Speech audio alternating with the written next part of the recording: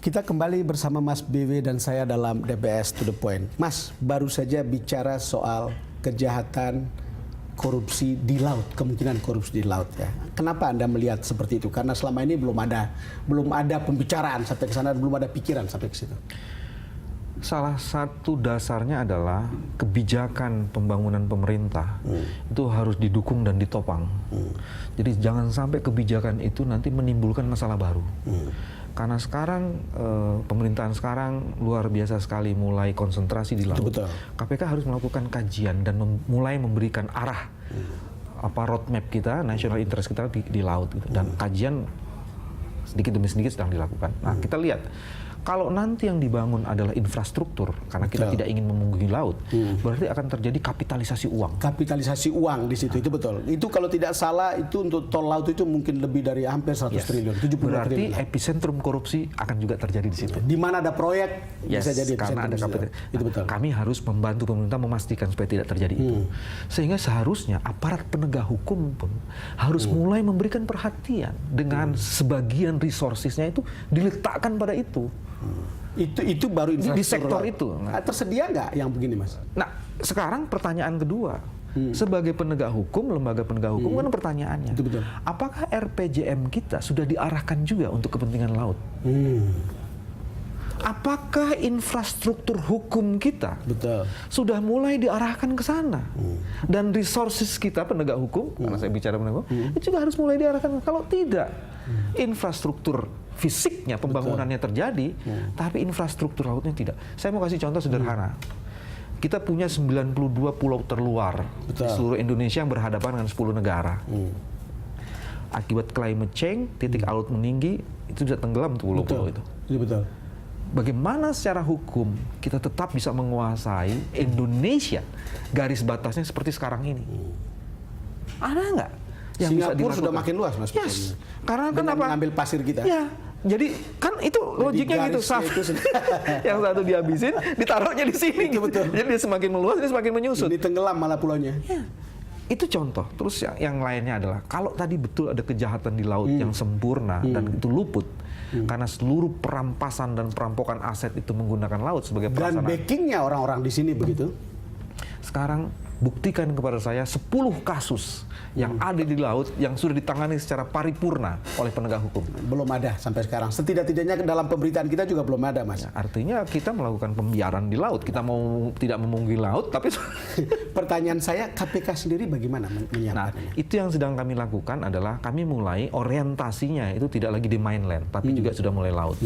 Contoh sederhana, ketika kami bicara soal hutan, soal tambang, lebih khusus lagi batu bara, bersama-sama dengan beberapa departemen kita sudah mulai ngatur nih. Pelabuhan-pelabuhannya tuh harus tertentu, tidak semua pelabuhan. Karena kita ini, Bang Don Bosco, itu betul. Kita cuma punya sekitar 150-an pelabuhan, tapi garis pantai kita terpanjang nomor 2. Sangat panjang. Dan ada 450 pelabuhan lain yang tidak terdaftar. Bagaimana ya mengawasi itu ya? Bahkan, Mas, yang minyak di Riau kan, yang melibatkan aparat, lalu kemudian ternyata triliunan kan nggak kita, padahal itu dekat loh. Tidak jelas kan, setelah itu tidak jelas. Nah itu sebabnya, mari kita bangun itu.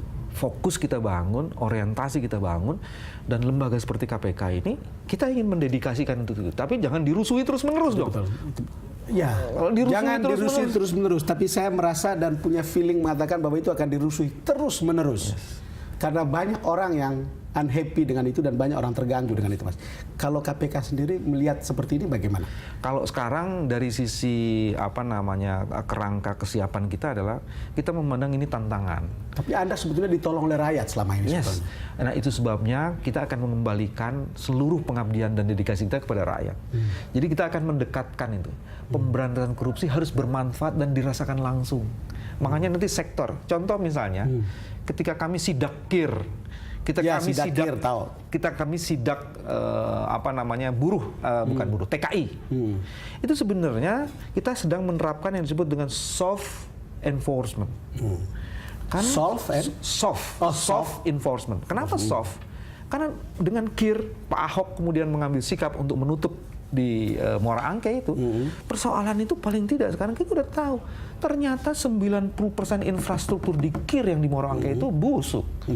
Dan kalau itu diterus-teruskan, itu sama dengan membiarkan jatuh korban nyawa akan banyak sekali karena angkutan publik kita nggak beres. Dan bisa dipastikan bukan hanya di Jakarta, Mas BW. Dan di daerah-daerah lain betul, juga melakukan hal yang sama. Nah, itu sebabnya KPK kemudian memutuskan tahun depan ini kita mau masuk di seluruh infrastruktur KIR di Jawa. Karena kita punya beberapa tempat yang udah bagus gitu.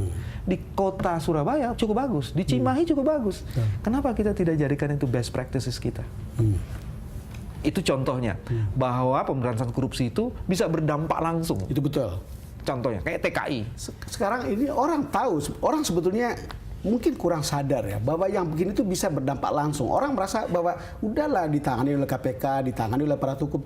Tapi orang merasa kurang ada rasa berdampak langsung itu loh maksud saya. Karena selama ini pemberantasan korupsi itu dilepaskan jauh dari masyarakat. Masyarakat hanya terlibat karena melihat dan mendengar. Itu betul.